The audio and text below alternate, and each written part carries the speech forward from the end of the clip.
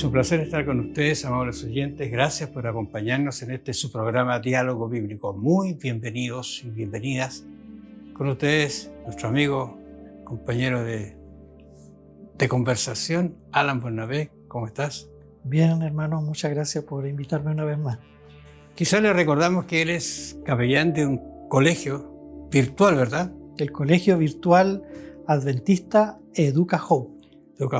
He sabido de muchos que están asistiendo, que están participando de estas actividades. Vamos a, como lo dijimos la semana pasada, estamos en la última etapa del libro de Génesis que hemos venido estudiando durante todos estos 3 meses, casi 3 meses. Y ahora nos vamos a enfrentar a las 2 últimas partes donde se va a centrar al parecer, y me parece interesante encontrar de que uno habla de que esta parte habla de José, pero también habla de un tema muy trascendente que es paralelo a la historia de José, voy a decir así, pero muy importante, es el proceso de arrepentimiento de los hermanos. Así es. ¿No te parece?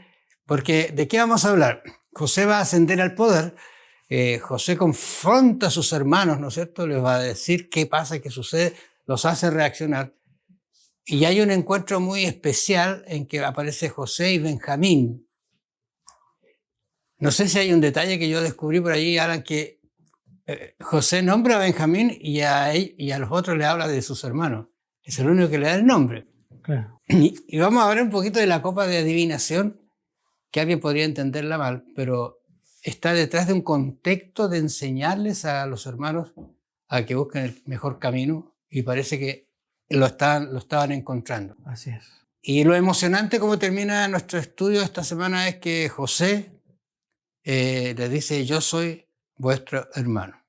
Tremendo. Hay que ponerse en la mentalidad, en el momento histórico, en la etapa que están viviendo estos hombres para encontrar qué significa eso cuando José les dice: yo soy vuestro hermano. Ya, ¿cómo asciende el poder José? ¿Cómo llega al poder? A ver, bueno, ¿qué es lo que pasa aquí? Si uno va al capítulo 41 del libro, se va a dar cuenta de que, ya lo dijimos la vez pasada, debido a los sueños que estaba teniendo Faraón, José, ¿no es cierto?, va a interpretarlo. Dios, en este caso el Faraón lo llama, y ustedes conocen bien la historia. Hay 2 sueños en particular, los interpreta, pero en un momento a lo largo de este extenso capítulo, noten que tiene 57 versículos este capítulo, es interesante porque al parecer Faraón está más inquieto y al escuchar después la posible solución para este problema que venía, se enfoca más en la parte económica. Como Faraón, como buen jefe, ¿no es cierto?, pone más vista en eso, pero José insiste de que Dios le ha dado la interpretación y entonces habrá que encontrar a alguien especial para hacerse cargo de este plan futuro. El plan claro. Ahora lo interesante es que cuando uno mira a Daniel se da cuenta que tampoco pueden interpretar el sueño. Parece que es una privacidad dirigida de Dios de no darles conocimiento, pero al faraón se lo da y se lo entrega el conocimiento a José para que lo interprete, como fue en el caso de Daniel. Ahora, es lo mismo acá está pasando. Ellos no le pueden interpretar qué es lo que pasa. Bueno, pero estoy mirando aquí el versículo 25, dice. Yo estoy pensando que cómo arreglaron a José. Me parece que sí, estaba preso, estaba en una situación bastante... Lo lavaron, lo peinaron. No, y la idea, incluso un detalle, la Biblia da detalles que uno, si los pasa rápido, dice, lo arreglaron bien nomás, pero dice que lo afeitaron. Sí. Para la cultura egipcia, cuando ustedes ven los paneles antiguos de arte, los jeroglíficos, siempre aparecen calvos o con el muy afeitado, porque el pelo para la cultura egipcia era algo negativo. No así en los semitas, que eran, tú ves los mismos pinturas y se identifica enseguida por el pelo rizado, la barba, pero tú nunca vas a ver en los funcionarios egipcios una cosa así. Hasta ese detalle muestra de que José estaba en un entorno de esa cultura. Incluso me parece que las mujeres también eran lo mismo y tenían algún problema con el aseo, ¿no es cierto? Pero se usaban una especie de lo que se usa ahora, como un velo. Un pelo falso. Ajá, okay. Trabajar. Bueno, pero mira, aquí hay un texto interesante que dice que José le dice, mira, el sueño de Faraón es uno y el mismo Dios ha mostrado al Faraón lo que va a hacer. Yo no te lo voy a interpretar, sino Dios. Eso está leyendo en el 25. ¿Cómo José trae nuevamente alusión a Dios? Sí. Siempre estaba Dios en él. Siempre estuvo Dios por él. Entonces llega aquí y se encuentra con esta situación interesante. Y le dice que las vacas, ¿no es cierto?, flacas y otras gordas, las flacas se comen a las gordas y quedan igual. Entonces le dice, esta cosa es cierta, y un detalle más que le dice José, mira, aquí, si este sueño son 2 veces, quiere decir que esto viene pronto. O sea, esta es la interpretación que le da José al rey. Entonces, a mí me parece, lo conversaba con una persona, no sé qué te parece a ti, porque de esclavo a la cárcel donde el faraón. Cuando estamos hablando de Faraón, estamos hablando de un hombre que tenía todo el poder y más que el poder. Claro que sí. Podía hacer cualquier cosa y no pasaba nada con él. Y le da un consejo, eso es lo que siempre yo estuve pensando, cómo se atrevió después de interpretarle, mira Faraón, lo que tú tienes que hacer es como que... Claro. De hecho, Faraón no hay que olvidarse, cuando uno lee así rápido y es parte del libro de Génesis, Faraón era considerado un dios, claro. El Dios encarnado. Si tú te presentabas delante de él, generalmente se reconocía que tú te estabas sometiendo a la divinidad, pero acá no es así. De hecho, más adelante, cuando vayamos a la última lección de este trimestre, vamos a ver que Jacob pasa algo parecido y también lo bendice. Vamos a verlo eso después, pero siempre dando a entender de que hay acá una especie de choque de formas de ver el mundo, la realidad, entre los dioses, ¿no es cierto? Pero Dios, así como solapadamente se hace presente los acontecimientos de la vida de José y en la interpretación de los sueños. Ahora el consejo que le da es un consejo muy sabio, en realidad, lógicamente Dios estaba con José y le dice, mira, ahora tienes que ponerte a trabajar, nombra a una persona que se organice, que planten, que cosechen, que guarden, o sea, le dio todo el plan estratégico para los 5 años. Ahora, le pareció también, estoy pensando allí en el versículo 41 del capítulo 41, donde le dice que tú estarás sobre mi casa y por tu palabra se gobernará todo mi pueblo. Solamente en el trono seré yo mayor que tú. Estoy pensando en lo que significa esto, porque aquí hay una corte, hay mucha gente, muchos sabios, muchos entendidos. Yo creo que habían gobernadores que estaban después de él. Ese fue sacado así y el rey dijo, tú vas a ser dedicado a hacer esto. ¿Qué te parece esta voy a decir así, esta respuesta que aparece de Dios a José después de todo lo que ha pasado? Es decir, bueno, acá, repito, acá hay tantos detalles que a veces uno tiene que resumir esto, pero claramente se están cumpliendo los sueños que tuvo tan tempranamente a la edad de 17 años José. Se están cumpliendo poco a poco acá. Y José probablemente empezó, aunque el texto no dice, empezó a decir, mira, yo me acuerdo de que esto lo había visto.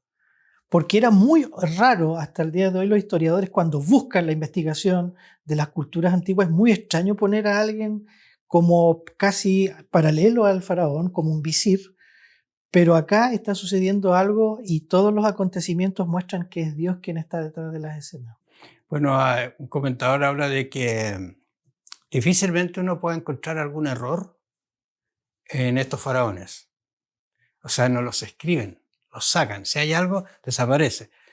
La Biblia es todo lo contrario, muéstralo todo tal cual es la persona.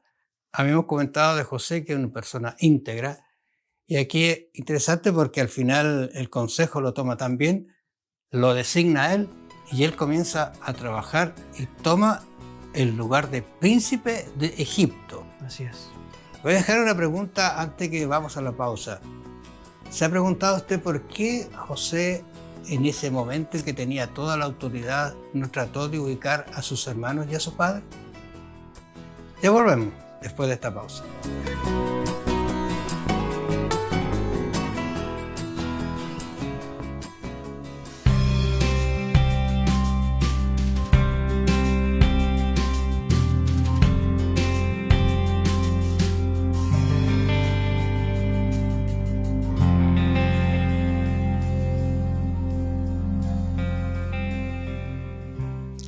Es muy común que los jóvenes pregunten, ¿cómo sé si estoy enamorado?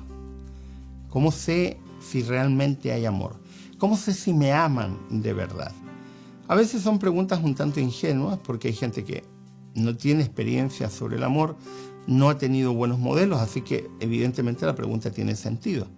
En otros casos la pregunta está ligada a folclore, a ideas que no tienen nada que ver con el amor, pero en todos los casos siempre es necesario plantearnos la pregunta, no es mala pregunta. Y probablemente alguno de los que nos esté viendo o nos esté escuchando también se hace esa pregunta.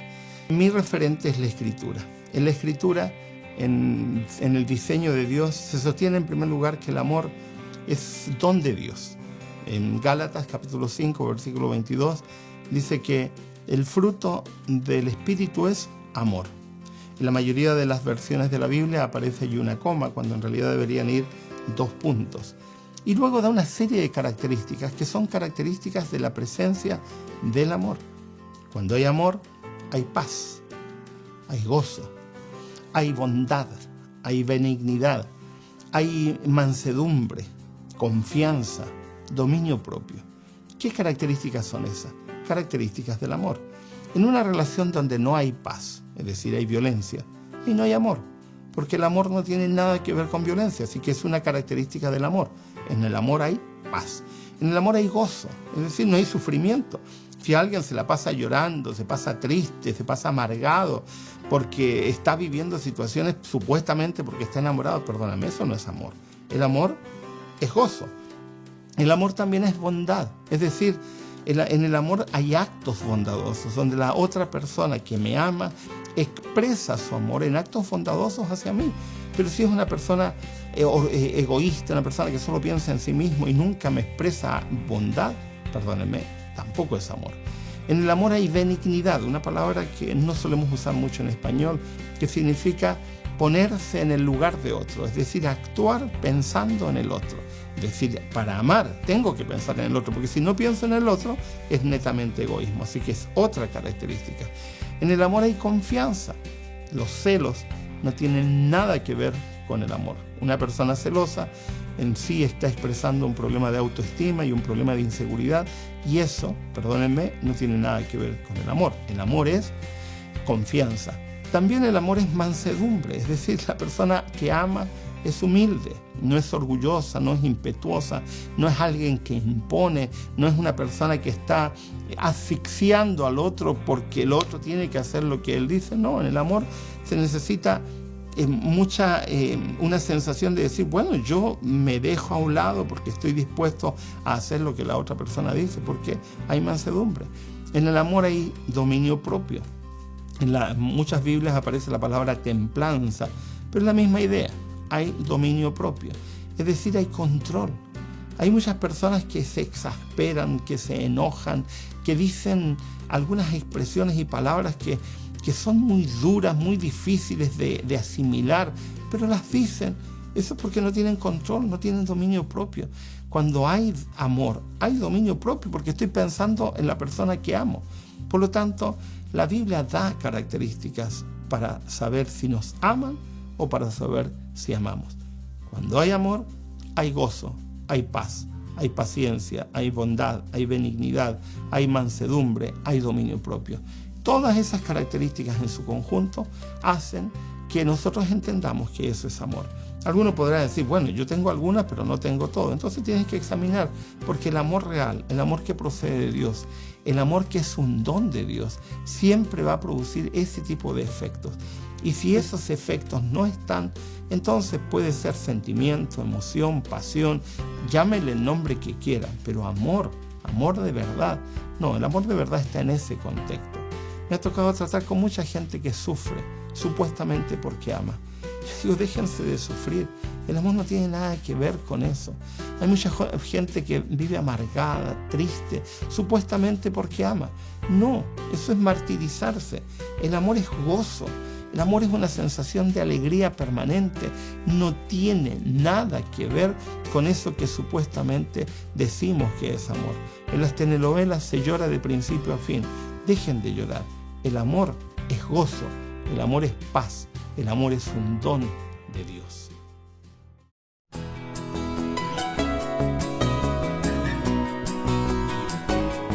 Ya estamos de vuelta, amables oyentes, amigos de Nuevo Tiempo y también de este programa Diálogo Bíblico. Ya le hice una pregunta, pero la respuesta la tiene Dios, porque Dios a veces guarda silencio, Dios designa cosas, Dios va en favor de algo que uno a veces no entiende por qué, ¿no es cierto, Alan? Pasado el tiempo se da cuenta. Por ejemplo, José estuvo en la cárcel, pero estaba en una escuela que lo hizo aprender para después desempeñarse como lo hizo Moisés, 40 años en el desierto, desempeñarse como una persona que hiciera todo lo que tenía que hacer. Como tú decías, hay muchos detalles, ¿no es cierto? Ahora vamos a ver el capítulo 42, donde José ahora se confronta a sus hermanos. Gracias. Y se confronta no porque los llamó, sino porque ellos vienen. El texto dice, viendo Jacob, primer versículo, viendo Jacob, que en Egipto había alimento, dijo a sus hijos, ¿por qué os estáis mirando? ¿No es cierto? Vayan a buscar alimento y comienza ahora el programa de Dios. Interesante eso, ¿no? Es que el programa de Dios es bien... Hay tremendas enseñanzas acá que a veces ni el folleto presenta todas porque son muy ricas. Pensemos de que esto va a comenzar, pero cuando llega ahora la escasez. Claro. Es en el momento de escasez, de hambruna y de miseria que va a llegar sobre la tierra 7 años, es en ese contexto donde llegan los hermanos. ¿Será que habrá alguna relación? Porque antes dijimos que José sube al reino, tiene a sus 2 hijos que sí tienen nombre simbólico, pero fue todo en los 7 años de abundancia. Claro. Y ahora el capítulo abre mencionando la idea de que ellos tienen que ir a buscar alimentos, se ven forzados por las circunstancias, pero Dios va a tomar esa situación difícil, que es difícil para todos, pero la va a transformar en una situación de reconciliación y de vida. Estoy pensando que ellos nunca se imaginaron este encuentro. Para nada, ¿no? Incluso, y según el texto, usted puede verlo después leyendo que ellos siempre tuvieron en mente un remordimiento por lo que habían hecho. Rubén se defendió, Judá, qué sé yo, todo esto que van a pasar aquí.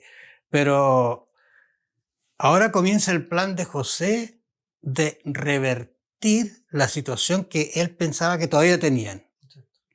Y entonces, ¿qué les dice? Les dice, mire, los reconoce enseguida, pero hay una cosa interesante, él entendía perfectamente el idioma de ellos, pero nunca lo dijo.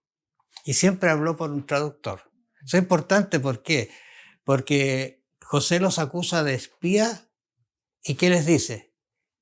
Y los encarcela. Entonces, yo estoy pensando que es una situación bastante crítica, porque ellos tienen un padre que su familia están allá, está Benjamín, qué sé yo, ¿entiendes? ¿Qué te parece todo ese encuentro medio drástico? ¿Por qué José actúa así? Claramente, según el texto, es porque lo comienza a probar. E incluso el autor de la escuela sabática dice esto fue interpretado todo como un juicio divino sobre ellos que se estaba iniciando, e increíblemente Dios está usando a su propio siervo José para poder llegar al corazón de sus hermanos y de su padre Jacob. Pero es un largo proceso donde van a haber diversas pruebas, pero José no lo hace con una intención de destruirlos ni causarles un mal. Increíblemente, después de todos esos años, de 13 años por lo menos que habían pasado, recuerden por favor, véanlo cuando tengan tiempo en su casa, los significados de los nombres de los hijos, porque ahí entre uno de ellos dice, Jehová me ha hecho olvidar. No se había olvidado de sus hermanos ni de Jacob, su padre, se había olvidado del dolor que tenía y ahora estaba en condiciones de reconciliarse con ellos y Dios se encarga de eso. Mira, pensando en esos 13 años, aquí en el versículo 21 dice, pero se decían el uno al otro. Por eso decía que en realidad, pongamos atención a que él entendía a sus hermanos. No si los egipcios no entendían nada de lo que estaba pasando. Dice él, pero se decían el uno al otro, verdaderamente hemos pecado contra nuestro hermano. O sea, latente el problema no había podido salir de la mente de sus vidas. Pues vimos la angustia de su alma cuando nos rogaba y no lo escuchamos. Por eso ha venido sobre nosotros esta angustia. ¿Te parece? Ahí está todo. Versículo 21, ¿cierto? ¿Qué te parece? Está clarísimo que ellos tenían en el momento la situación todavía muy presente y no lograban. Por eso decimos que este es un proceso de arrepentimiento, sí, de volverse atrás, de borrar el pasado. Incluso cuando José muere, si no lo vamos a ver, ellos todavía están con la espinita que ahora sí. Claro, o sea, es que eso pasa y acá uno podría hacer un alto con nuestros televidentes, nuestros queridos hermanos, porque la angustia, el dolor, cuando uno ha hecho algo malo, algo muy negativo, algo muy grave, tú no lo puedes borrar inmediatamente. Y lo que ellos habían hecho era tan doloroso y era tan grave que pasaron los años, pero no se podía olvidar de eso.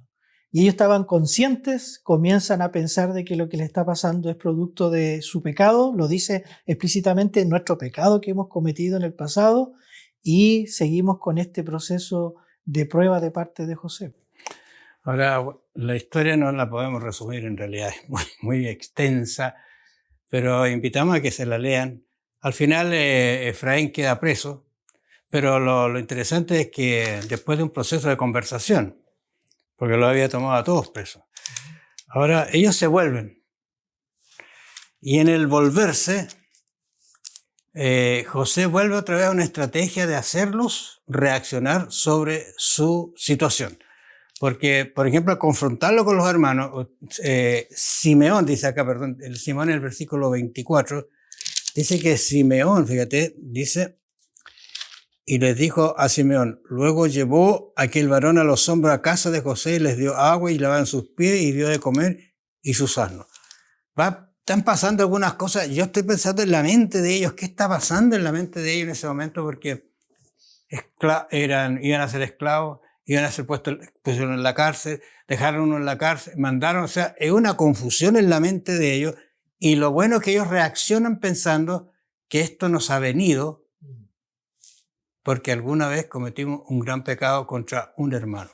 Y lo otro, la mentira al padre que los hizo sufrir tanto, yo creo que eso fue desastroso, porque ellos que vivían con él tienen que haberlo visto muchas veces llorar por la ausencia de su hijo. Exactamente. No sé si tiene otro comentario, pero vamos a seguir porque resulta que tenemos que ver un poquito qué pasa ahora.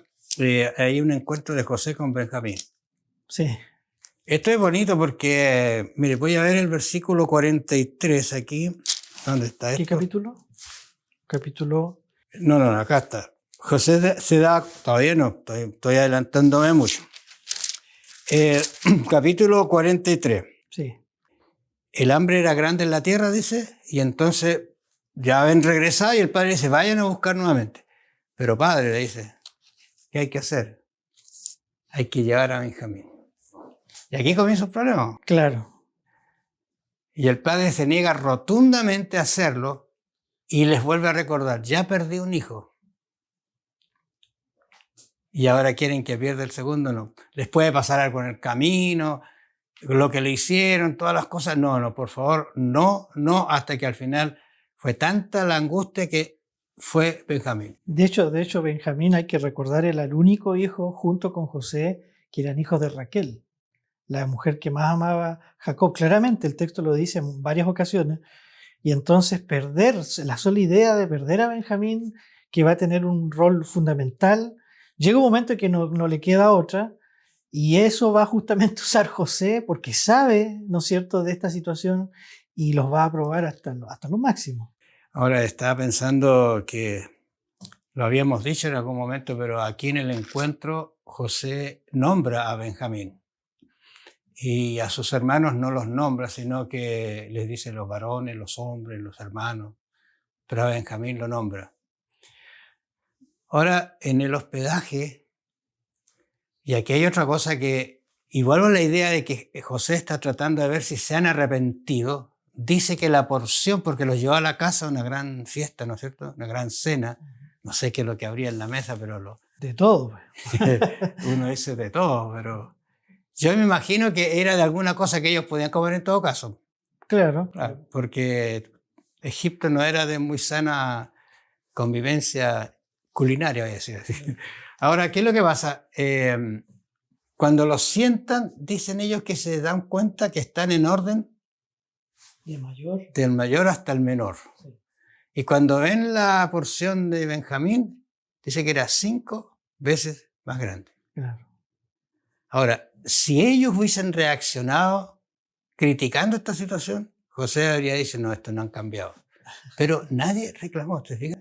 Es que era todo ese proceso, todo lo que está haciendo José, aún en esos detalles, se puede decir así, y acá hay otra enseñanza más, teológica. Por una parte está queriendo que se revele lo que tienen ellos en su corazón, cómo están. Pero eso siempre ha sido la misma tónica en toda la Biblia. Cuando yo hablaba de juicio, no es un juicio punitivo, de castigo. Es un proceso que quiere que nosotros revelemos, incluso hoy en día que estamos todavía en un proceso de juicio en el cielo, que se revele cuál es nuestro verdadero carácter. ¿Quiénes somos realmente ante el tribunal? Y José está operando de esa manera. Todas las cosas que va a hacer quiere ver, quiere notificar, por decirlo así, a ver cómo están haciendo ellos, cuál va a ser la reacción de ellos. Y en la última prueba que viene ahora va a ser muy claro cómo ellos habían cambiado a pesar de que tenían esa angustia. Ahora, por lo menos 2 veces va a llorar José bastante por la situación. Claro, se oculta de ellos, pero se aflige, pero vuelve al encuentro y está con este Benjamín, yo me imagino, lo mira a su hermano. Hay una foto muy bonita en que aparece el padre regalándole al hijo la túnica. Recuerda que es un problema familiar muy grave, pero está el hermanito al lado tomándole la túnica así, ¿eh? O sea, esa era una relación muy íntima que había entre José y Benjamín. Yo estoy pensando, ese fue un problema, pero ahora José se está enfrentando a otra realidad. Ahora yo soy el señor de Egipto, lo he visto arrodillarse, como tú decías, se cumplió el sueño exactamente, y ahora falta la otra parte que se cumpla cuando soñó que el sol, la luna y las estrellas también hacían lo mismo, que su padre viene a hacer lo mismo, y toda su familia. No, es tremendo. Uno ve estos detalles de la vida de José y el proceso de reconciliación que se está gestando, pero insisto, todavía José necesitaba ver qué pasaba acá, cómo iban ellos a reaccionar a esta prueba final, y lo va a hacer a través de un elemento, una copa bien curiosa, ¿no? Sí, vamos a conversar de eso después porque algunos han tratado de pensar que la copa tenía alguna cosa en especial, pero al parecer no es así. No es así. Así que vamos a hacer una pausa musical y estamos de regreso con ustedes.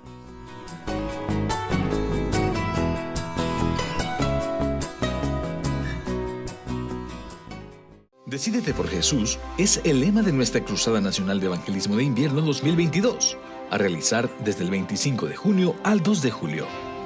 Ocasión donde toda la iglesia, a lo largo de nuestro país, una vez más estará unida en torno al estudio de la palabra de Dios y la testificación del amor de Jesús a nuestros amigos y conocidos con los cuales queremos compartir la eternidad.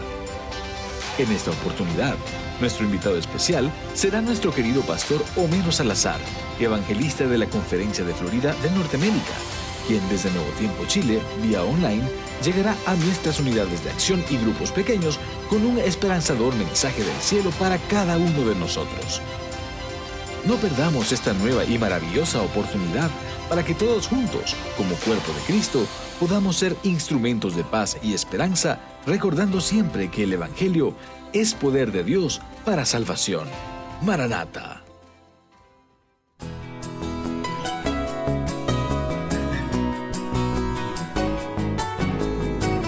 Ya estamos de vuelta, amables oyentes, en este su programa Diálogo Bíblico.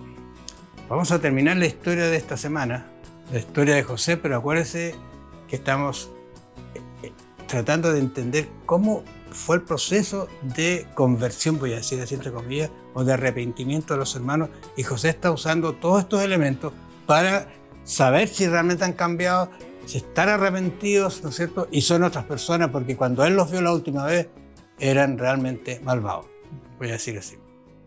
Y el 44 dice, mandó José al mayordomo de su casa diciendo, llena de alimentos los costales de los hombres y pone el dinero en cada uno, se los devuelve, los cierra, pero en la de Benjamín pone el dinero y mi copa.